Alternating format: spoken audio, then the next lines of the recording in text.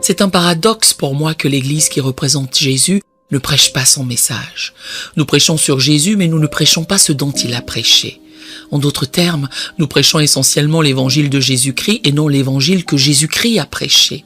C'est le problème de l'Église depuis 1500 ans. Je veux répéter le problème. Le problème est que l'Église chrétienne a prêché l'évangile de Jésus-Christ et non l'évangile que Jésus-Christ a prêché. Et si vous étudiez les 4 évangiles où vous trouvez son message, vous serez choqués de découvrir qu'il ne vous a jamais dit de le prêcher. Il nous a dit de prêcher son message qui était le royaume des cieux sur terre. Aujourd'hui, je veux continuer ce voyage où j'ai aidé des millions de personnes à travers le monde à se reconnecter au message et à l'esprit de Jésus-Christ. Alors, je veux que vous écriviez sur un morceau de papier, s'il vous plaît, « Redécouvrir le royaume ». Pouvez-vous le dire à haute voix avec moi? Dites-le. Redécouvrir le royaume. Encore une fois. Redécouvrir le royaume. Le mot redécouvrir signifie que quelque chose était présent puis a été perdu. Et nous devons le regagner ou nous y reconnecter. Ce soir, je vais me concentrer spécifiquement sur le sujet de la compréhension du but originel de Dieu. Comprendre le but originel de Dieu.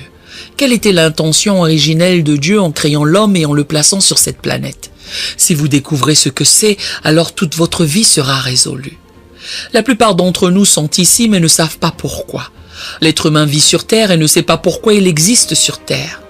Toute leur vie est une expérience et tout dans la vie a été créé par Dieu dans un but, y compris vous et la planète.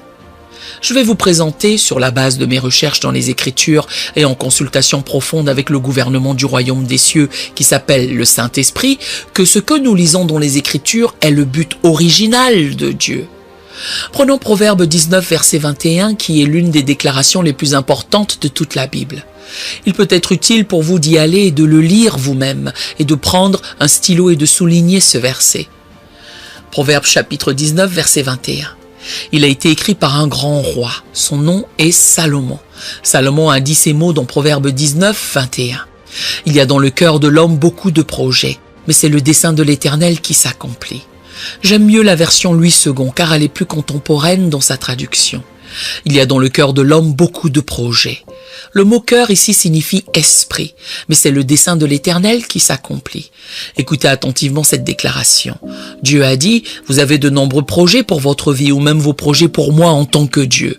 Vous avez vos propres idées sur ce que vous voulez être, où vous voulez être, ce que vous voulez faire, quelle sera votre vocation, quelle sera votre carrière.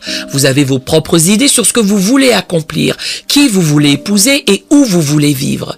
Il a dit que vous avez beaucoup de vos propres projets, mais mon dessein pour votre vie l'emportera sur tous vos projets, ce qui signifie que Dieu n'est pas intéressé par vos projets. Pourquoi?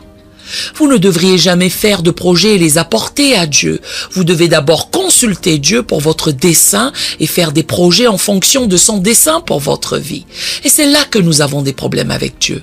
Nous faisons nos propres projets puis demandons à Dieu de les bénir. Et Dieu dit non, mon dessein précède tes projets.